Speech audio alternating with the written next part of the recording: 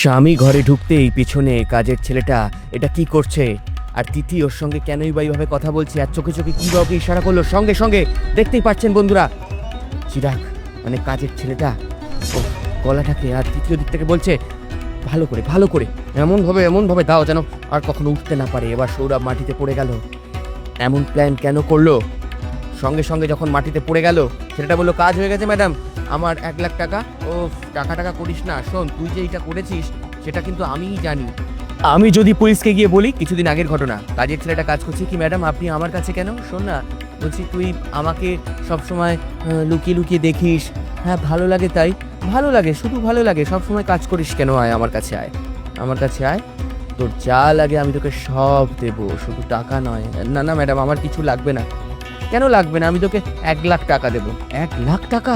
ওরে বাবা, এত টাকা আমি একসাথে কখনো দেখিনি। হ্যাঁ এই 1,00,000 টাকা আসলে আমার খুব ভালো হবে। হ্যাঁ তার বদলে তোকে একটা ছোট্ট কাজ করে দিতে হবে। যে কাজটা তোকে আমি দিয়ে করাবো সেটা একদম ছোট্ট কাজ, তার বদলে তুই 1,00,000 টাকা পাবি। শুধু সৌরভকে শেষ। কি বলছেন কি ম্যাডাম? না না না আমি এসব করতে পারবো না। তাহলে আমি যদি এখন সবাইকে বলি তুই আমার উপর খারাপ দৃষ্টিতে দেখিস, তোকে যদি কাজ থেকে বের করে দিই? না ম্যাডাম না, আমাকে বের করবেন না, আমার মা অসুস্থ। তাহলে আমি যা বলছি তাই কর, 1,00,000 টাকাও পাবি, সাথে সাথে এখানে আজীবন কাজও করতে পারবি, ঠিক আছে? এবার তিথি যেটা বললো চিরাগ সেটাই আস্তে আস্তে রাজি হচ্ছে। আর তারপর তো দেখলেন কি হলো। তারপর দেখি, আসুন নে এবার একে বাইরে নিয়ে গিয়ে ফেলতে হবে। হ্যাঁ তার জন্য এক্সট্রা টাকা লাগবে ম্যাডাম। ওফ আবার টাকা করছিস। না ম্যাডাম আপনি একটা কাজের জন্য আমাকে টাকা দেবেন বলেছিলেন, এখন আরেকটা কাজ দিচ্ছেন। ঠিক আছে ওই টাকাটাও দেবো না, ভালো হবে। আর আমি প্রমাণ আছি তুই ওকে শেষ করেছিস। সাথে সাথে এই সৌরভের চোখটা খুললো। তিথি তো এটা দেখে একেবারে আকাশ থেকে পড়লো। আরে কি ভাবলে আমি চলে যাব? এত সহজে তো আমি যাব না। সৌরভ চমকে তাকালো তিথির দিকে। এ কি তুই কি করেছিস? ও তো এখনো কথা বলছে, কিছুই হয়নি। আমি তো কিছু করিনি যে দাদাবাবু কিছু হবে।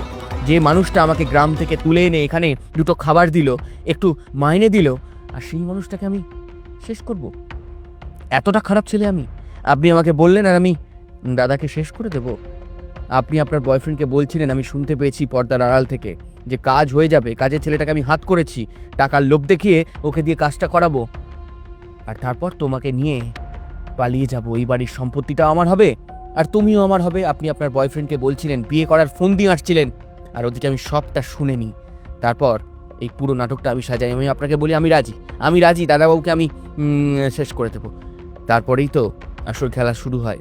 আমি দাদাবাবুর সঙ্গে কথাটা বলিনি যে আপনি কি প্ল্যান করেছেন, কিন্তু দাদাবাবু সেটা বিশ্বাস করেনি। প্রথমে আপনাকে খুব ভালোবাসে তো আপনাকে বিশ্বাস করে উঠতে পারেনি। আর তারপরে যখন আজকে এই ঘটনাটা ঘটলো, এখন তো দাদাবাবু সবটা জেনে গেলেন যে আপনি ওনাকে শেষ করতে চেয়েছেন আপনার প্রেমিকের জন্য, এই বাড়ির সম্পত্তির জন্য।